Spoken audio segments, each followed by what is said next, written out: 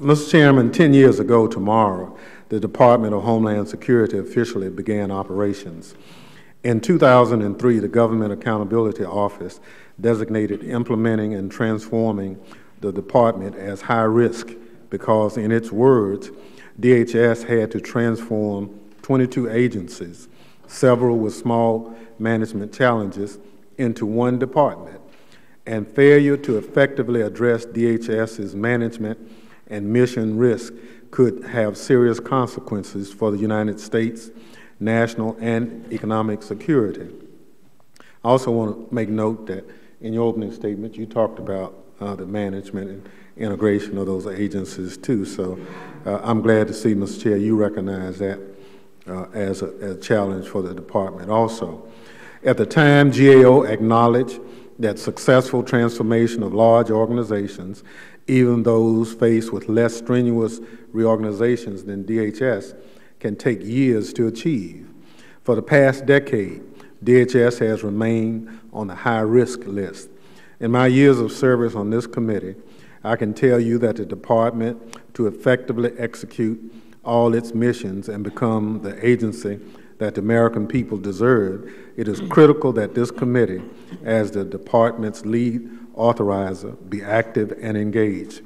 We must not only conduct consistent and robust oversight, we must legislate. The department needs the authorities, guidance, and resources necessary to carry out its mission, and it is our job to see that they have them. Unfortunately, in recent years, this committee has not effectively advanced long-awaited authorizations. In the 112th Congress, this committee did not bring targeted legislation authorizing the department's chemical security program to the floor. It did not bring critical cyber legislation to the House floor, and it did not bring a DHS authorization bill to the House floor. In fact, in the 112th Congress, the committee did not bring a single piece of legislation to the House floor under a rule. I've long argued that the limitations of this committee's legislative jurisdiction under House Rule 10 undermine our ability to fully execute our responsibilities. Until this Congress, the committee's jurisdictional statement had not changed. Yet the committee, in a not-too-distant past, was still able to successfully usher a DHS authorization bill, a TSA authorization bill, CFATS legislation, an S&T authorization bill, and implementing 9/11 Recommendations Act to the House floor.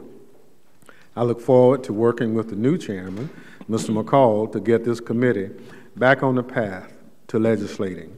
Before I close, I'd like to highlight that the House leadership did see fit to change our jurisdictional statement for the 113th Congress. For the first time, the committee was directed to specifically legislate on general management issues. At first blush, it looks like a signal from House leadership that they expect this committee to advance DHS authorization legislation. However, to my dismay, it was inserted in a manner that we will have no impact on referral path or ensure that this committee is not impeded from advancing Homeland Security legislation. The Rules Committee said as much. Mr. Chairman, we have a lot of work ahead of us. I'm hopeful that we can work in a bipartisan and collaborative way to help the department succeed in its transformation and advance policies and programs that are not only effective and efficient, but consistent with our cherished civil liberties and privacy rights. Certainly, your willingness to work with me on improvements of the committee rules and the oversight plan displays your openness to such cooperation. And with that, Mr. Chairman, I yield back.